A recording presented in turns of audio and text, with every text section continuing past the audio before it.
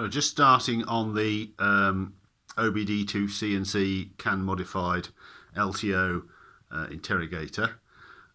So this here is a standard G1 OBDII socket. This is what we have in the car, and it'll be populated with a number of wires, as you can see here. And if we just look at these, then we've got positive power lead, it's pin 16 here, and we've got a few ground wires, and then we've got a K line and an H line wire. So here we have an OBDII&C. This has got the CAN bus chip in it, and modified for the CAN bus, and there are 3 extra wires in the OBDII plug. So I've just chosen 3 unpopulated points here in the standard socket, and these are some pins from another spare OBDII socket I had. So what I will do is I will insert these 3 of these into my car OBDII socket in the relevant free spaces that match up with the 3 extra wires in here, and that's to make the LTO part and the CAN part plug and play as well. So we'll just put them through the standard OBDII socket. So the 3 extra wires we have are fairly straightforward. We're going to have CAN high, CAN low, and we have an extra orange output wire, and that's like a relay control wire. So what I'll need to do is I'll need to bring 3 wires back from the IMA compartment to the socket, and then put these extra pins on to the into the socket. So I'm going to use the following connections, and you can see this connector here actually has numbers on. So this is pin 1 in this corner here, pin 8 here. And if we turn it over, we can see that we've got pin 16 there and pin 9 there. These match up with the connections in your OBDII&C plug. So what I'm going to use is I've decided to use pin 8 for the relay.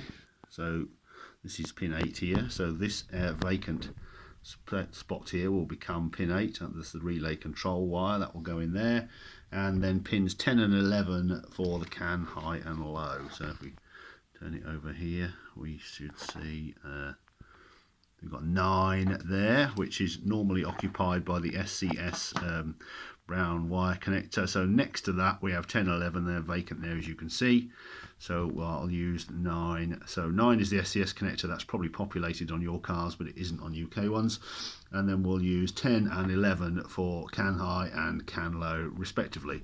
So as you see, I'm just going to put 3 of these pins with wires added onto them, obviously into the back of this connector in my car, run the 3 wires to the back of the vehicle, and then I will be ready to use the CAN harness, which I've got to finish putting back together, and that will be the CAN bus OBDII&C setup sorted out.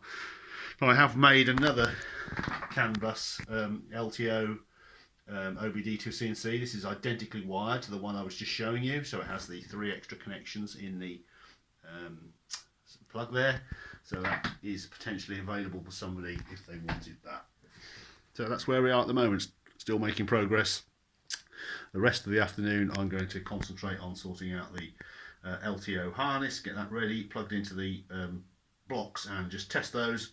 I might then manually balance the blocks to get them a bit as near as I can and as fully charged as I can, ready to put them into the vehicle.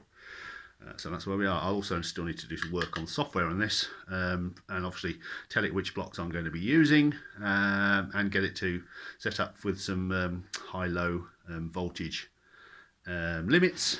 I've actually reprogrammed now my BCM interceptor, which was causing me a problem earlier because I've forgotten to reprogram it, and I've now got it back in the circuit.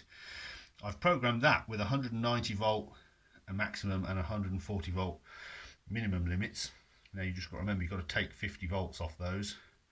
So that should give us, I think it's 100, I don't say 190, 180, something like that anyway. So just give me a rough protection limits, and they can be changed at any time. So they're automated, obviously, they occur in the MCM and you don't see those. It will just disable assist or regen as these levels are reached.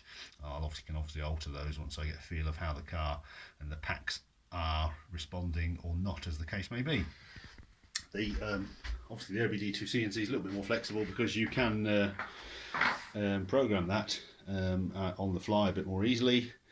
And because this one is an IMA, obviously we have IMA CNC in the back, this can immediately disable regen just by overriding the IMA control commands that are coming from the ECM. So because this is in communication with the slave module in the rear of the car inside the MCM, so obviously this can use its IMA CNC functionality as well to talk to the car in the back.